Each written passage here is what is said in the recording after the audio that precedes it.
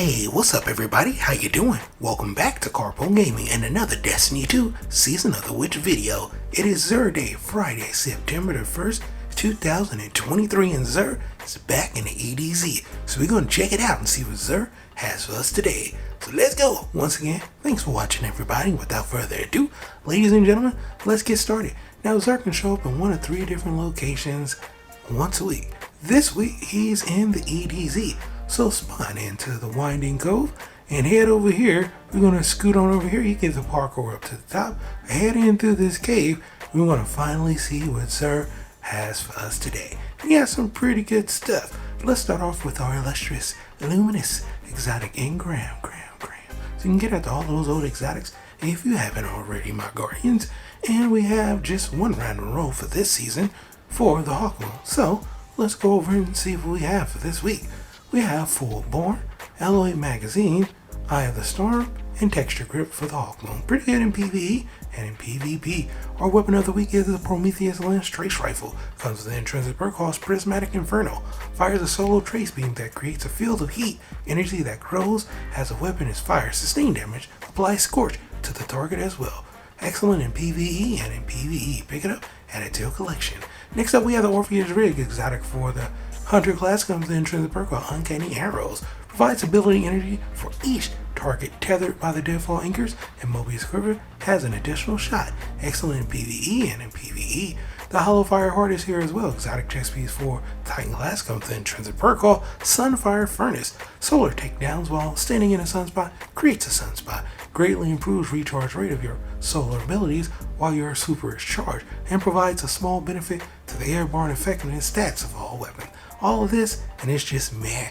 It's meh in PvE and in PvP, but it has some pretty high stat rolls. Next up we have the Gateway Artist, aka the Arc Buddy. It's going to be an exotic for the Warlock class. Comes with the intrinsic perk called Dynamic Duo. Convert your Arc Grenade into an Arc Soul and become amplified. The Arc Soul functions as an autonomous target. Excellent in PvE, excellent in PvP. By far my most favorite exotic of all.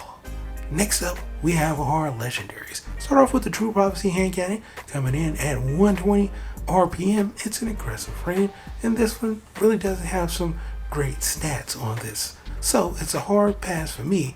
Reload Masterwork, only thing really good is accurate rounds. Next up, we have the Giant 7 Pulse Rifle. This one's going to be pretty decent. 390 on the nice RPMs. We also have Shrill, 52 Ocular, and Spell 10 Post, and that's pretty much the best part about this weapon. So yeah, hard pass for me for this Giant 7. We also have this Geared Skipper Post Rifle, 540 RPM with a range masterwork, with high cal rounds and moving target, making this a pretty decent roll. So be pretty good in PvE and decent in PvP. So if you need one, pick it up and add it to your collection.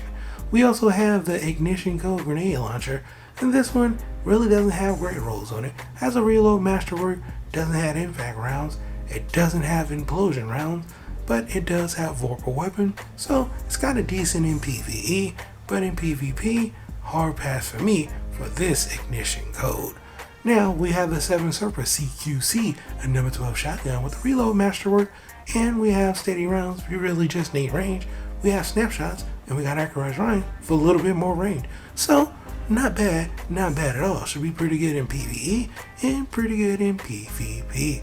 We also have the Corsair's Wraith Linear Fusion Rifle, 530 on the charge time, precision frame, charge time masterwork as well, which is really good.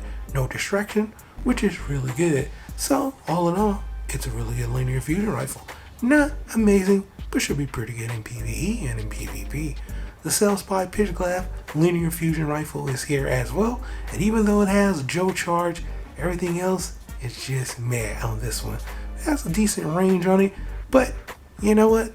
I'm gonna have to say I'll pass on this Spell Spy.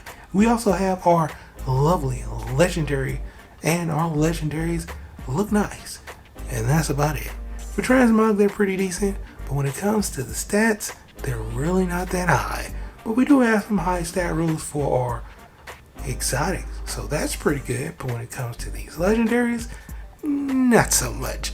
So yeah, pick these up if you like them for transmog, but that's about it. So boom, there you have it.